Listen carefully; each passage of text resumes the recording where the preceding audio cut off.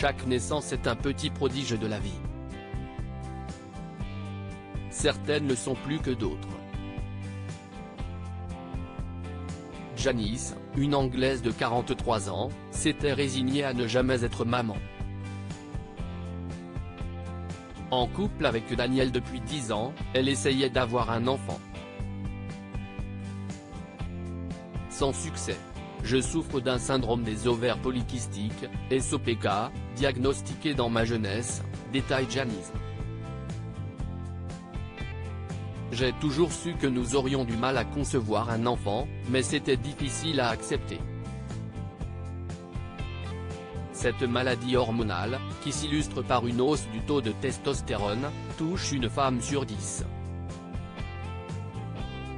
Elle provoque des troubles de l'ovulation et s'y est la première cause d'infertilité féminine.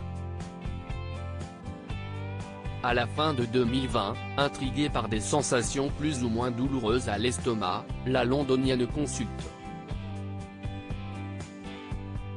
Dans le doute, on lui prescrit 3 tests de grossesse, tout négatifs. Pendant les mois qui suivent, elle perd un tour de taille et ressent toujours, ponctuellement, des douleurs. Le 22 juin, les douleurs s'intensifient au point que la souffrance devient insupportable. Je tremblais de douleur. Je n'avais jamais rien ressenti de tel. J'étais terrifié. J'ai eu une fuite urinaire. Je n'avais aucune idée de ce qui m'arrivait.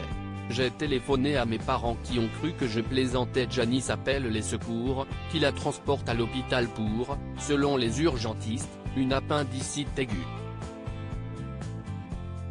Alors qu'on la prépare pour aller au bloc opératoire, les résultats d'une prise de sang révèlent qu'elle est enceinte de 8 mois. La perte de contrôle de sa vessie était en réalité la rupture de la poche des os. J'ai découvert que j'étais enceinte 2 heures seulement avant de subir une césarienne. Au début, je me suis senti complètement tétanisé, comme si mon esprit n'arrivait pas à accepter ce qui m'arrivait. J'ai aussitôt appelé Daniel. Lui aussi a eu besoin de quelques minutes pour réaliser et sauter dans la voiture pour me rejoindre. J'ai téléphoné à mes parents, qui ont cru que je plaisantais. À 21h55, une petite fille de 2,3 kg, en pleine santé, est ainsi arrivée au monde. Je n'avais vraiment aucune idée que j'étais enceinte, je n'avais pas senti de coup de pied.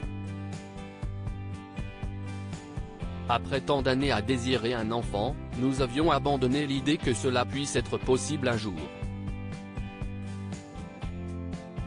Franchement, je n'y croyais pas jusqu'à ce que je tienne Arabella dans mes bras, mon petit bébé miracle.